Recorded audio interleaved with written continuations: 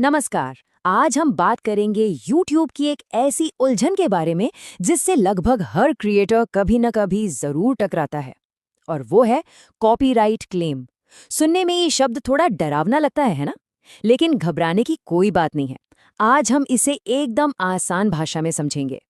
कभी ऐसा हुआ है कि बड़ी मेहनत से एक वीडियो तैयार किया, उसे अपलोड किया और कुछ ही देर में ईमेल आ गया, कॉपीराइट क्लेम। वीडियो डिलीट तो नहीं हुआ, पर उसकी कमाई किसी और को जाने लगी। अगर आपके साथ ऐसा हो चुका है तो आप अकेले नहीं हैं। चलिए आज इस पूरी कहानी की जड़ तक पहुंचते हैं। तो सबसे पहला और सबसे जरूरी सवाल कि आखिर ये कॉपीराइट क्लेम भला क्या है? क्या ये चैनल के लिए कोई बड़ा खतरा है? आइए पता करते हैं। देखिए, कॉपीराइट क्लेम असल में YouTube का एक ऑटोमेटिक सिस्टम है।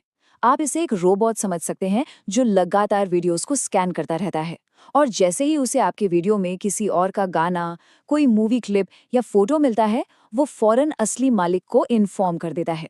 ध्यान रहे, ये कॉपीराइट स्ट्राइक नहीं है, ये सिर्फ एक सूचना है।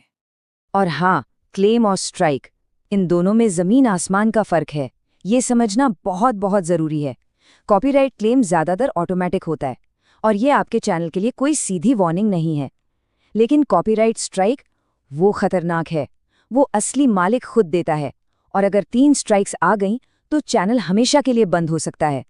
तो क्लेम से डरना नहीं है, बस सावधान रहना है। तो जब क्लेम आता है तो आमतौर पर 3 चीजें हो सकती हैं।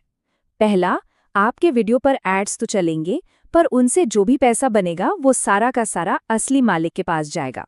दूसरा, ये भी हो सकता है कि आपका वीडियो कुछ देशों में ब्लॉक कर दिया जाए, मतलब वहाँ के लोग उसे देख नहीं पाएंगे। और तीसरा, उस वीडियो से आपकी कमाई पूरी तरह बंद हो सकती है। चलिए अब जरा और गहराई में चलते हैं, ये समझने की कोशिश करते हैं कि ये क्लेम आखिर आते ही क्यों हैं, इसके पीछे क्या वजह होती हैं। क्लेम आने की कुछ बहुत ही कॉमन वजह हैं, जैसे किसी फिल्म का कोई हिट गाना यूज कर लिया या किसी मूवी का कोई सीन अपने वीडियो में लगा दिया। कई बार लोग सोचते हैं कि बैकग्राउंड में गाना बहुत धीरे धीरे चला देंगे तो पता नहीं चलेगा, लेकिन YouTube का सिस्टम बहुत स्मार्ट है, वो उसे भी पकड़ लेता है। गूगल से कोई भी इमेज डाउनलोड करके लगा दी या किसी और के वीडियो में थोड़े बहुत बदलाव करके दोबारा अपलोड कर दिया, इन सब पर क्लेम आ सकता है। तो अब हम ये तो जान गए कि क्लेम क्यों आते हैं। अगला सवाल ये उठता है कि अगर क्लेम आ भी गया तो एक क्रिएटर और उसके चैनल पर इसका असली असर क्या और कितना होता है। तो सबसे बड़ा और सीधा असर तो कमाई पर पड़ता है।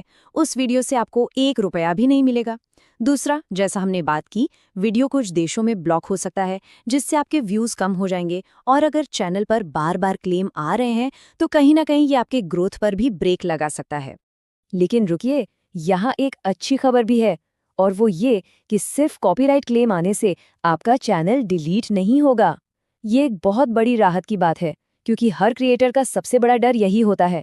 याद रखिए, क्लेम एक तरह से एक अलर्ट है, स्ट्राइक की तरह कोई सजा नहीं। ठीक है, तो हमने प्रॉब्लम को तो अच्छे से समझ लिया, पर अब आते हैं सबसे जरूरी हिस्से पर। इसका सल्यूशन क्या है?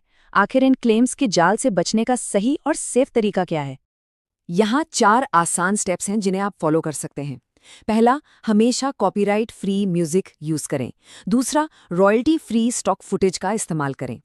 तीसरा और सबसे जरूरी, अपना खुद का ओरिजिनल कंटेंट बनाएं।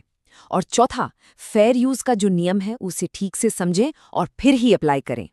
और अच्छी बात यह है कि इसके लिए आपको पैसे खर्च करने की ज़रूरत नहीं है। बहुत सारे फ्री रिसोर्सेज हैं। म्यूज़िक के लिए कहीं और क्यों जाना, जब YouTube की अपनी ऑडियो लाइब्रेरी है। और हाई क्वालिटी वीडियो या इमेज के लिए पिक्साबे, पेक्सल्स और मिक्सकिट जैसी बेहतरीन वेबसाइट्स हैं, जहां से आप बिना किसी डर के कंटेंट यूज़ कर सकते हैं। और आखिर में सबसे सुरक्षित रास्ता तो एक ही है, अपनी आवाज़, अपनी स्क्रिप्ट और अपनी एडिटिंग। जब सब कुछ आपका अपना होगा तो क्लेम का तो सवाल ही नहीं उठता। सीधी सी बात है, आपकी क्रिएटिविटी पर किसी और का हक कैसे हो सकता है? हाँ, और वो फेयर यूज वाली बात, वो भी समझ लीजिए। अगर आप किसी और का क्लिप इस्तेमाल कर भी रहे हैं तो वो ट्रांसफॉर्मेटिव होना चाहिए, मतलब आपको उसमें कुछ अपना नयापन जोड़ना होगा। जैसे आप किसी मूवी के एक छोटे से सीन पर अपना रिव्यू दे रहे हैं या उसे समझा रहे हैं, तो ये फेयर यूज में आ सकता है। लेकिन सिर्फ क्लिप को उठाकर अपने वीडियो में चिपका देना फेयर यूज नहीं कहलाता। तो अब आप जानते हैं कि क्लेम से कैसे बचना है, तो अब डरने की कोई ज़रूरत नहीं। अब सवाल ये है कि आपकी अगली शानदार क्रिएशन क्या होने वाली है। जाइए और बिना किसी डर के कुछ बेहतरीन बनाइए।